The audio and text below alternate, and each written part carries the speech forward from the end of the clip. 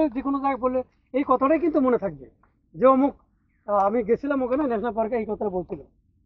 Exactly মানুষের মনে এইভাবে থাকে, গল্প আকারে জিনিসগুলো থাকে। এই করেছিল বিশাল গহীন। সো এখানে ও যে পয়েন্টগুলো বলছে আমাদের ইনস্ট্রাক্টর, সেটা যদি আমি সামারাইজ করি তাহলে হলো গিয়ে যে ভেরি ইজি হচ্ছে গাছপালার ডালপালার ডিরেকশন দেখে, কোন দিকে ফাঙ্গাস পড়ছে সেটা দেখে, আর হচ্ছে যে সূর্যের আলো, তারার আলো, তারপরে এগুলো হচ্ছে ন্যাচারাল ওয়ে, এগুলো সবই ন্যাচারাল ওয়ে।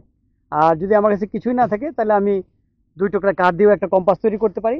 সেটাও সূর্যের ছায়াকে যদি আমরা খেয়াল করে বানাই, 1 ঘন্টা মাঝখানে একটা গ্যাপ দিয়ে পরপর 2টা স্টিক যদি আমরা ছায়ার দিকে লাগাই, তাহলে যে দিক পাই এটাই হচ্ছে পূর্ব পশ্চিম দিক।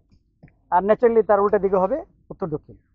আর এছাড়া যদি আমাদের কোনো কিছু কোনো স্ট্রাকচার চোখে পড়ে, যেমন মসজিদ, তাহলে আমরা জানি যে এটা পশ্চিম দিক। কবর যদি পড়ে আমরা বুঝতে পারবো উত্তর দক্ষিণ দিক। ঠিক আছে? So this are the ways we can find out actually direction. ঠিক আছে?